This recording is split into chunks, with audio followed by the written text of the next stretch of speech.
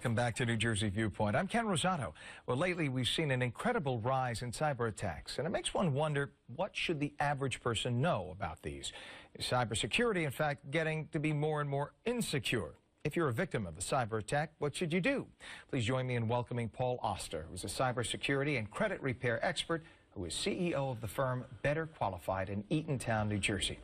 Welcome. Good to have you here, Paul. Oh, great to be here, Ken. Well, is it just our perception, or is cyber attacking on the rise? Oh, it's on the rise. I mean, 2014 was the year of the data breach, for sure, and it's going to continue to get worse because we're just that much more connected. You know, now everything's online. Recently, I've been talking about smart appliances, and most people say, what's the big deal if my refrigerator gets hacked? Well, in 2013, 100,000 of those smart appliances were hacked.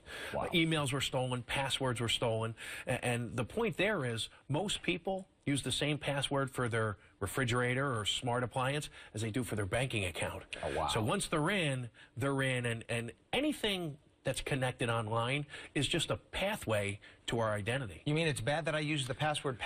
Yeah.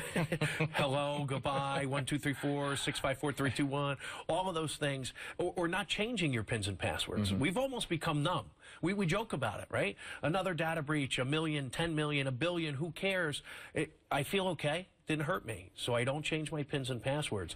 The problem there is, you know, at Better Qualified, we see this all the time.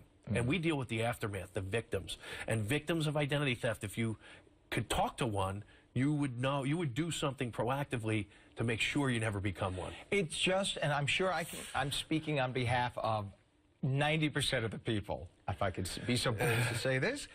It's a pain in the neck because we have so many passwords. You know I'm right, for everything, to get into your work computer, get into your home computer, to check every program, every credit card, every bank. You got 10,000 passwords. You forget about it. You want us to email you a new password? Yes, email you. Then you forget it. Next day you're back. I'm ranting because I'm right.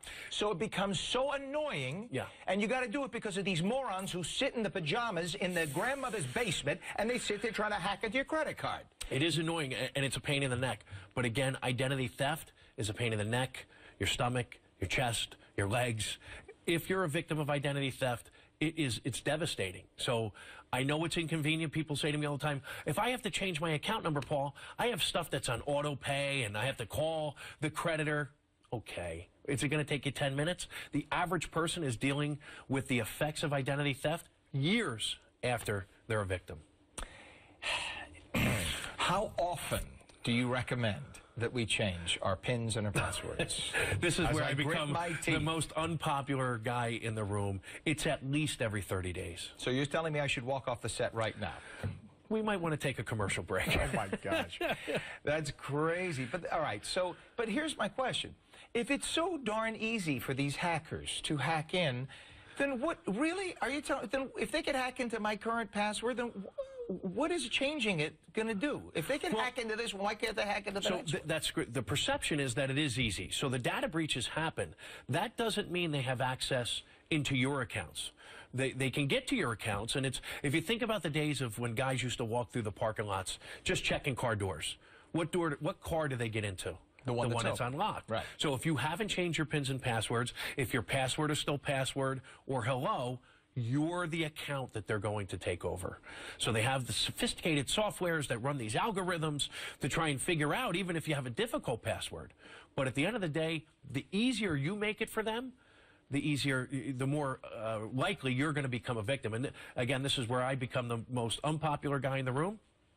It's our fault that identity theft is one of the fastest growing crimes in the country. And it's going to continue to be that way until we, as consumers, do something about it. We lock our front doors, we lock our cars, we lock our phones. We do very little to lock our identities. And there's no such thing as identity theft protection because our information, our data, is in 10 million billion places out there over the internet. But the idea is to secure what you can. All right, let's say sadly, as I say, the inevitable happens. Because I think we've all had a credit card number stolen or whatever, or bank account violated or whatever. So it happens. What do we do? So you have to make sure that you are aware of it. Early detection is the key. Like I just said, there's no such thing as protection. So unfortunately, we live in a day and age where you need to be involved in a credit monitoring program. And The FTC gives us all one free look on annualcreditreport.com to check our credit reports. I almost like to say thanks for nothing. Once a year, really, that's something that should be changed to every 30 days we should have access. But if not, then we have to pay a couple bucks a month to be involved in a credit monitoring program. If you see red flags or you know that you've become a victim of identity theft, put a security freeze on your credit reports. No one can access those reports if you put a security freeze without lifting a PIN or a password first. So that will protect you against people opening up new lines of credit. Putting a security freeze on your credit reports does not protect you against true name identity theft. And this is a really devastating part of this crime. This is where someone assumes your ID. They could get a job under your name. Why do they want to do that? Maybe they're a felon, an ex-convict. Maybe they're a child predator. Maybe they want to get a driver's license because they're on their 4th DWI. And to do all those things, they don't need access to your credit reports. So you really have to monitor all of your accounts, check everything on a regular basis, or you have to deal with the consequences. Lovely. There are so many of these new security cams that work on a Wi-Fi in the house today. Yep. And one of my neighbors told me that they found themselves on one of it was in Russia, one of these Russian sites where their Wi-Fi, whatever it is. Yep, absolutely. So that's also something. Be Baby careful. monitors. Make sure that you have that locked and change the ID on that. We're out of time, but I just want to put that out there. So if you have your... Scary. Okay, we're out of time. I want to thank you so much, Paul Oster, for being here. Good luck with that. Good luck, everybody. I'm Ken Rosato. We thank you for joining us. With all of that, enjoy the rest of your weekend.